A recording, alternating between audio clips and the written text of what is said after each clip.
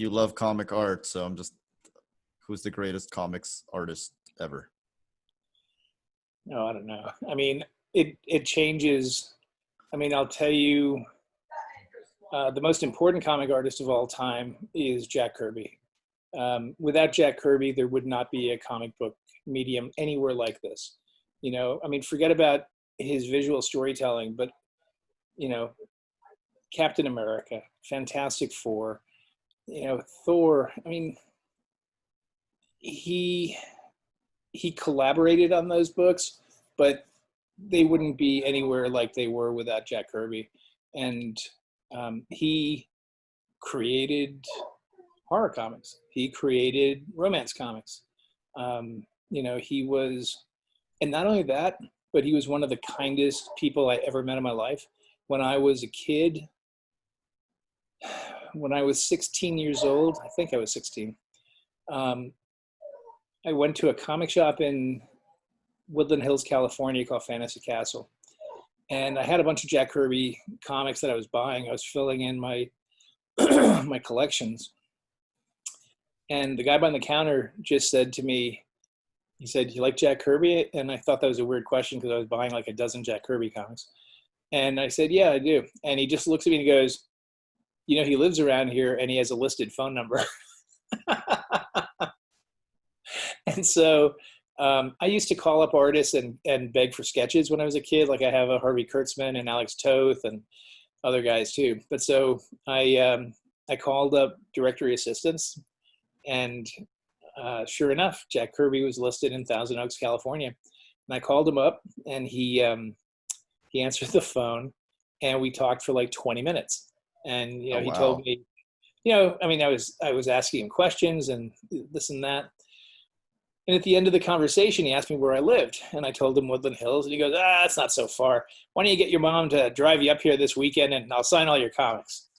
And my mom, you know, God bless her, drove me up there that weekend. And you know, she was smoking cigarettes with Roz in the kitchen, and I was with Jack in his studio, which was in the living room. And you know, we were talking about artists and we were talking about inkers. I asked him who his favorite inker was, and he said, "All of them. They're all great."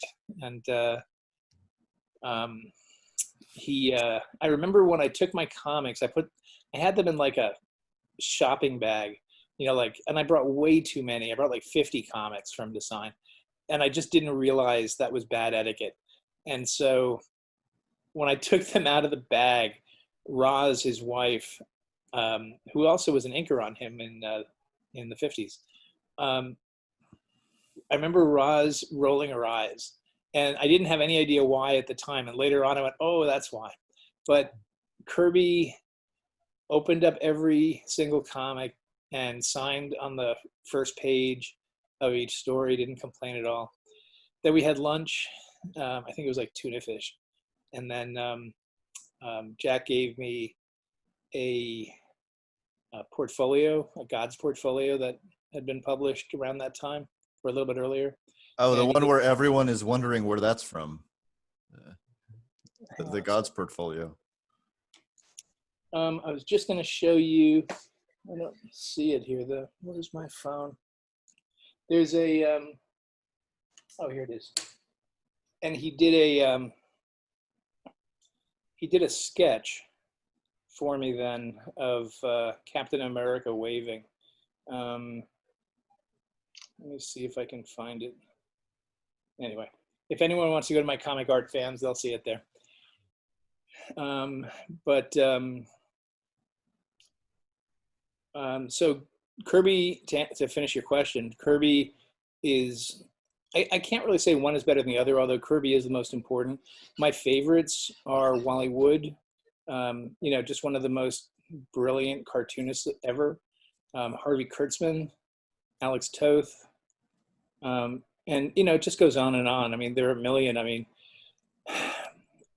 Robert Crumb is very important, and a great artist. Tons. Steve Ditko, yeah.